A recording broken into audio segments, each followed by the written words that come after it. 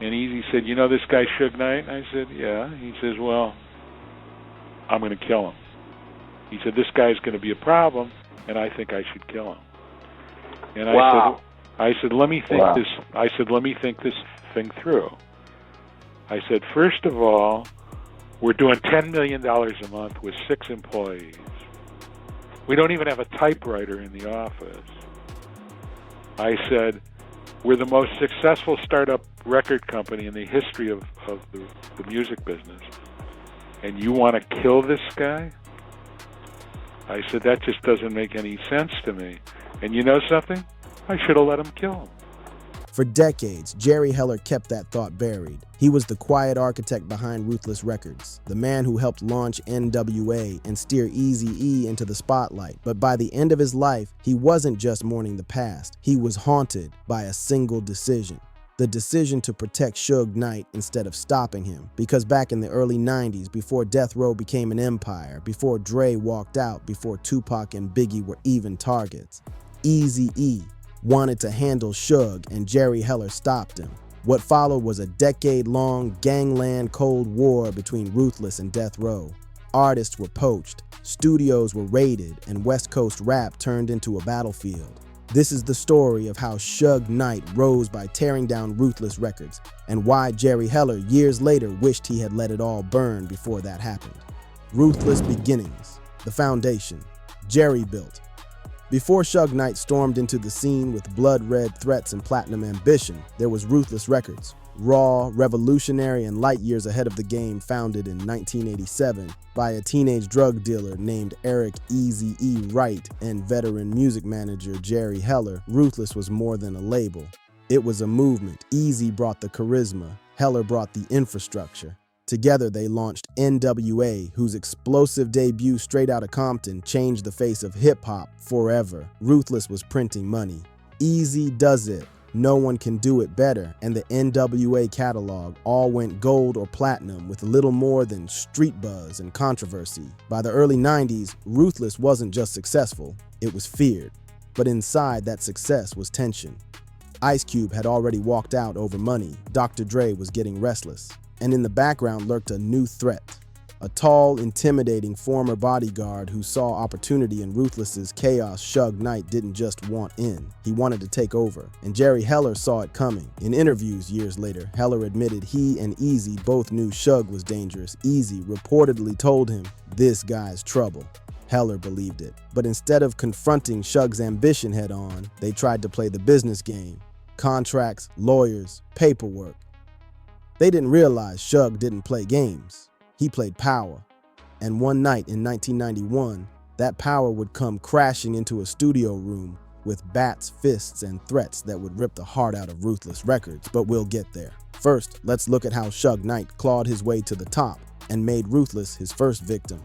But, you know, he's a bad guy. One thing they didn't touch on either was the fact that, your house was vandalized. Your life was threatened. Yeah. Right. What were some of the incidents that, didn't you come home one time and found out that your house was broken into?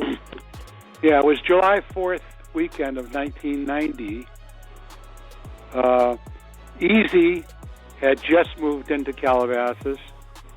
Dre hadn't moved in yet, and I was having my floors done. Shug's takeover, the night Ruthless got stripped. It didn't happen in a boardroom. There were no contracts negotiated over coffee. Shug Knight's rise didn't start with a handshake. It started with intimidation.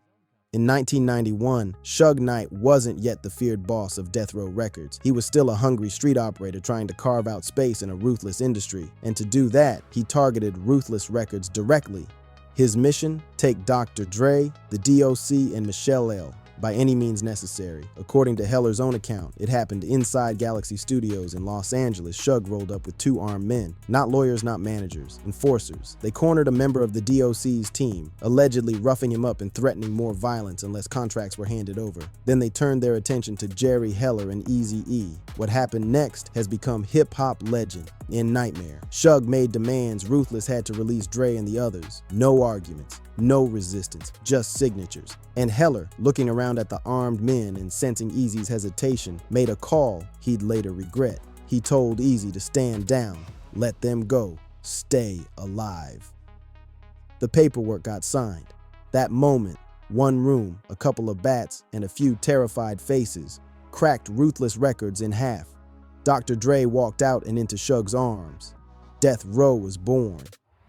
Ruthless would never recover its full force again. Jerry Heller believed in contracts, order, structure. Shug believed in force. That night, force won. But as Heller would later say, maybe it didn't have to, because Eazy wanted to retaliate, and Heller stopped him, and that might have changed everything. And Eazy said, you know this guy Shug Knight? I said, yeah. He says, well, I'm going to kill him. He said, this guy's going to be a problem, and I think I should kill him. And I said, let me think this. I said, let me think this thing through. I said, first of all, we're doing $10 million a month with 6 employees. We don't even have a typewriter in the office.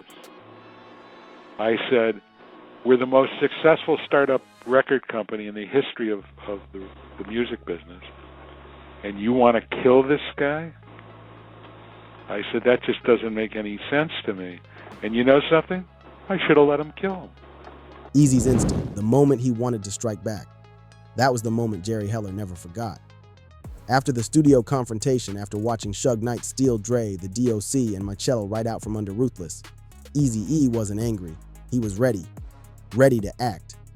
According to Heller, Eazy was serious about ending the threat. He had the means, the muscle, and the motive, but Heller stepped in. He told Eazy to think like a businessman, not a gangster.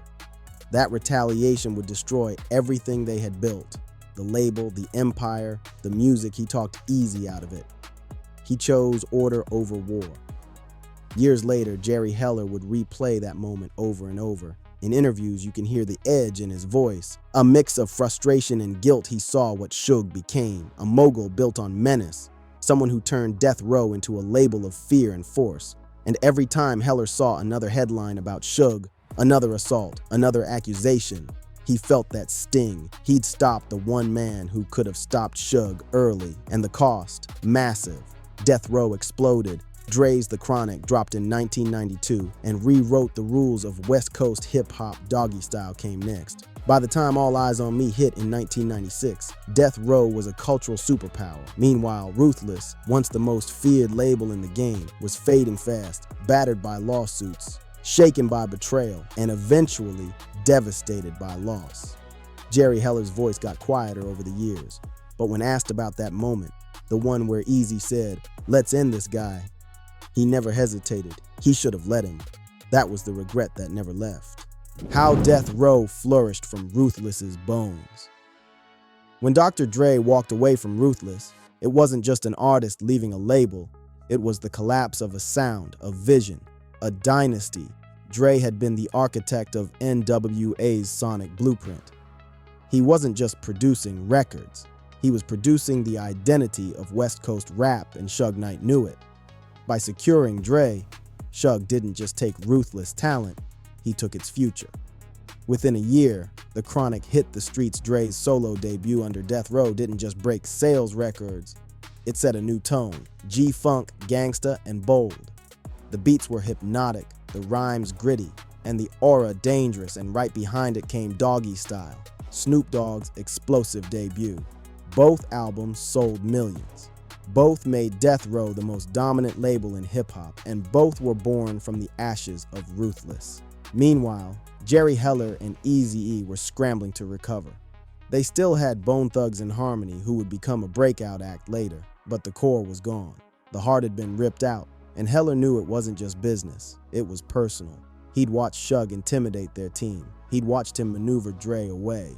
And now he was watching him build a musical empire on the foundation that Ruthless laid.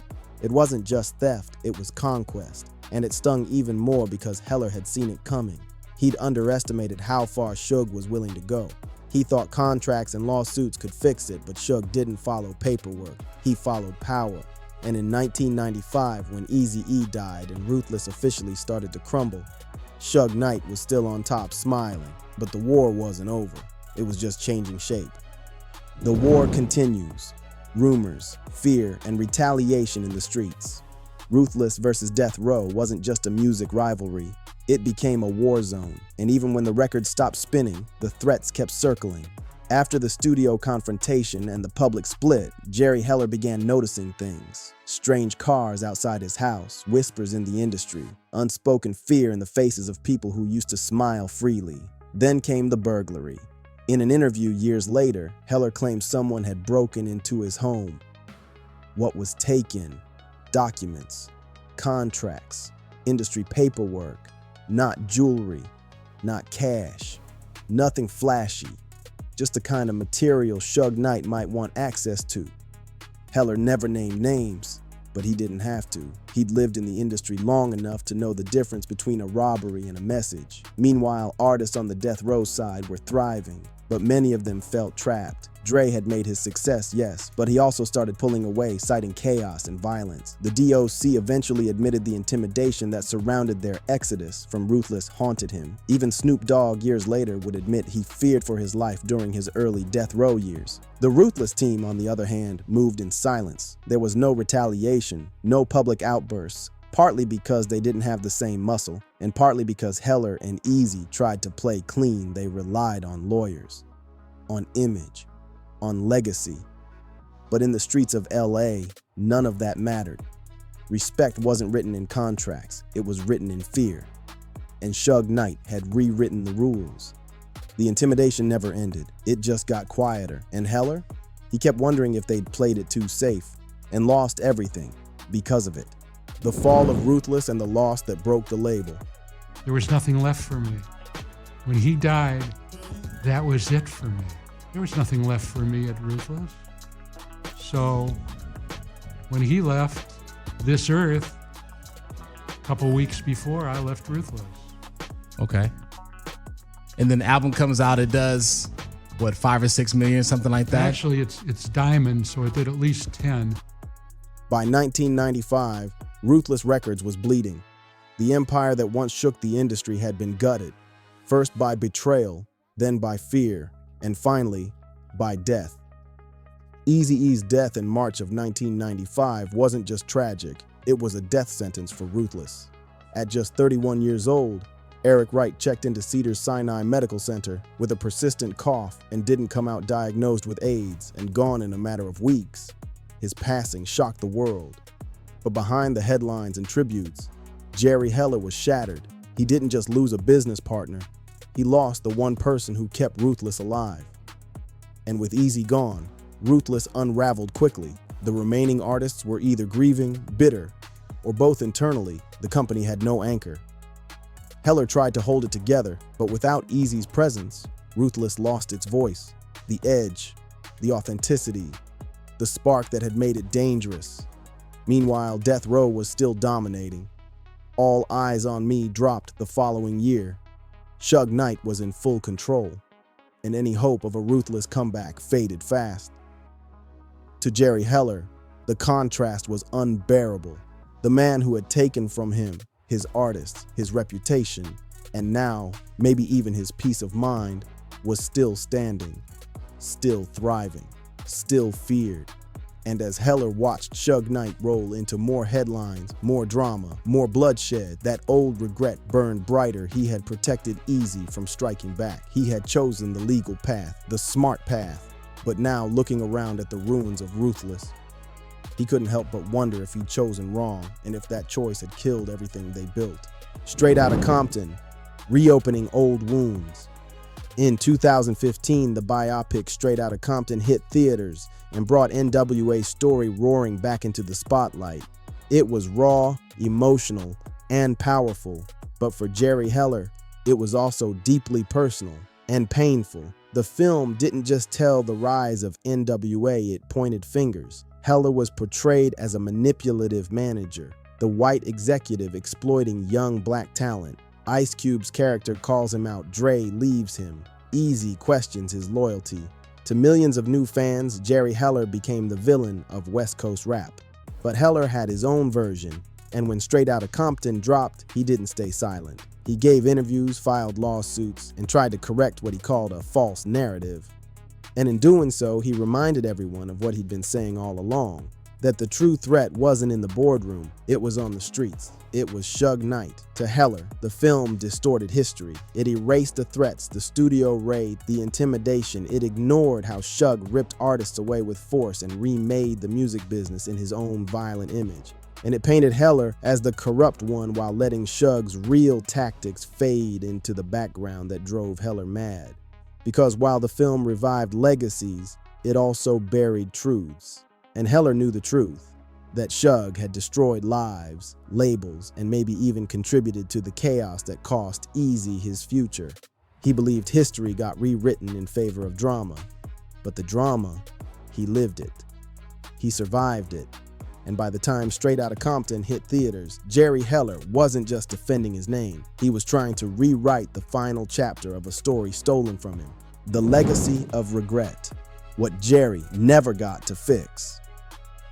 By the time Jerry Heller made that now infamous statement in 2015, he wasn't just reflecting, he was unraveling years of silence, of watching Death Row rise and Ruthless crumble, had finally reached their boiling point. He knew he couldn't rewrite the past, but he wanted the world to know just how high the price had been. In the years following Eazy's death and the collapse of Ruthless, Jerry Heller tried to set the record straight. He gave interviews, wrote a memoir, and pushed back on the idea that he was the villain. But over and over, his biggest regret resurfaced, stopping Eazy from taking out Shug Knight. That wasn't a figure of speech. Heller meant it. He genuinely believed that if Eazy had moved on Shug back in 1991, everything, Dre's departure, Death Row's domination, even Tupac and Biggie's murders, might have played out differently. Of course, there's no way to prove that. But for Heller, it wasn't about proof. It was about pain. He watched as Suge took control of the industry by fear, as artists were allegedly extorted, threatened, and signed under duress, as rumors swirled about violence behind closed doors, as Death Row became a dynasty built on shadows, and Ruthless became a footnote. And through it all, he couldn't escape that one moment in the studio when Eazy gave him the look that said, "Let me handle this," and Jerry had said no. By the time Shug ended up behind bars and Death Row was a ghost label, it was too late. The damage was done. All Jerry Heller had left was a story, a few interviews, and the weight of a decision that still echoed louder than any hit record they'd ever made. What the industry learned from the Ruthless vs. Death Row war. What happened between Ruthless and Death Row didn't just fracture two companies, it changed the entire music industry. Before Shug Knight's rise, power in hip-hop was mostly about sales, radio play, and street credibility. After Shug, it was about intimidation fear, politics, boardroom deals backed by threats. He introduced a level of volatility that made even veteran execs second-guess their place in the game, and that ripple effect reached everyone. Artists started looking closer at their contracts. Managers began doubling their security. Producers watched who they stood next to in pictures because the rules had changed. Not just in Compton, but everywhere. Jerry Heller had come from a different world. The rock circuit, where backstage drama rarely spilled into real violence. But in the hip-hop battlefield of the early 90s, deals weren't just inked, they were enforced.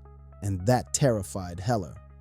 To him, Shug represented the worst-case scenario, a label head who blurred the lines between CEO and street boss. And as Death Row surged, Heller saw his old-school model get buried under bulletproof vests, beefs, and backroom threats. Ruthless was never equipped to handle that kind of pressure, not with lawyers, not with lawsuits, not even with talent. Because in that moment, the most valuable currency wasn't bars or beats, it was fear. Years later, as newer artists studied the downfall of both labels, they began learning the lesson Heller wished he could teach earlier. Success built on fear doesn't last, and if you don't strike first, you might not get to strike at all. The story of Ruthless versus Death Row wasn't just about who won, it was about what the game became, and who it destroyed along the way. The quote that still haunts hip-hop. It's rare for someone to admit, on record, that they regret sparing a man's life, but Jerry Heller did. He lived long enough to watch the empire he helped build fall apart, to see his name dragged in film scripts, lawsuits, and documentaries, while the man he once shielded, Shug Knight, became the face of chaos in hip-hop. That one quote, "I should have let Eazy kill Shug Knight," isn't just a line. It's a window into a crossroads moment. When the future of West Coast rap could have taken a completely different turn, imagine a world where Dre stays with Ruthless, where Death Row never exists, where Tupac and Biggie aren't caught in a crossfire of egos and ambition. We'll never know what would have happened, but we do know what did. Shug rose, Ruthless crumbled, and Jerry Heller was left to carry the silence. His confession wasn't about revenge, it was about responsibility. The music changed, the culture changed, but Heller never let go of the weight from that one decision. He didn't just lose a business, he lost Eazy, he lost everything. And so we're left with his final words, echoing through hip-hop history like a ghost in the studio. He should have let him do it. Now it's your turn. Do you think Jerry Heller made the right call? Would West Coast rap have survived if Eazy had taken Shug out early? Drop a comment. Let us know what you think. And don't forget to like and subscribe for more true stories that shaped hip-hop behind the scenes.